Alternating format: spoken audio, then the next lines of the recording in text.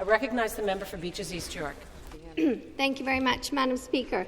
Bill 110 announced that the province will confiscate city land. No consultation with municipal leaders or residents, no rational reason for this draconian decision, and no real understanding of the complexities of this proposal.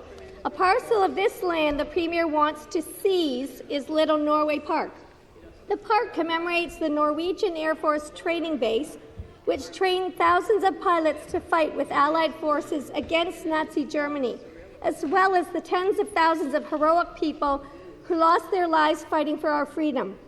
It boasts a memorial stone as a permanent monument to this sacrifice, and the site has hosted both Crown Prince Harald and King Olav V of Norway. Yet this government flippantly proposes to bulldoze over this important piece of World War II history. Speaker, my question to the Premier: will you explain to Ontarians why you want to desecrate a significant war memorial? Minister of Transportation.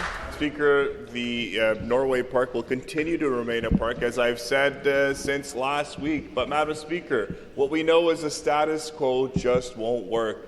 The opposition doesn't want to build anything in this province. When we look at this country and the leaders in this country and what Premier Ford has brought to Ontario, it is building generational assets that, from a transportation perspective, those living in this province can rely on for generations to come.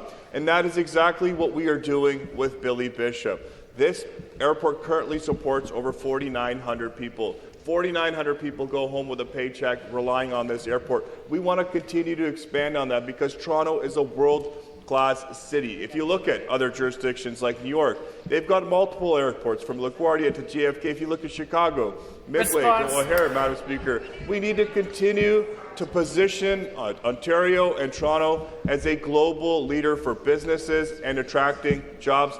That's exactly what we're doing with this investment. Back to the member for Beaches East York. This government usually respects memorials. In fact, the Premier issued a stern warning against vandalizing statues at Queen's Park, cautioning, whatever you want to do, do not vandalize those statues. They're historic. You're going to get charged.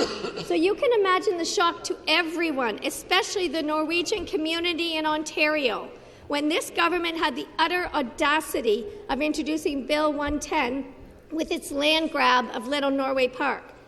Maybe my colleagues on the other side of the chamber need to brush up on their history to comprehend that Little Norway Park is an important tribute to the courageous men and women who put their lives at risk in World War II, most especially the Norwegian pilots who trained there. Speaker, my question to the Premier: will you be eating your own words about vandalizing historical monuments with your outrageous plan to destroy Little Norway Park? Premier of Ontario. Oh, Madam Speaker, you know, if it was up to that member, she would close the airport. And that's the rationale down at City Hall. They wanted to close the airport and turn it into a park. Okay, we aren't touching that other park anyways, just to go on record. What we are doing is creating an economic driver for not just our city, our province, but anyone who wants to fly here to Toronto, maybe for a convention or maybe even investment. Investing in our province is going to create 27,000 jobs, Madam Speaker. It's going to be more convenient for everyone downtown, including the members' riding. I guarantee you people from her riding will go there to hop on a flight to go somewhere, maybe on vacation or maybe on business. It's an economic driver. That's what our focus is.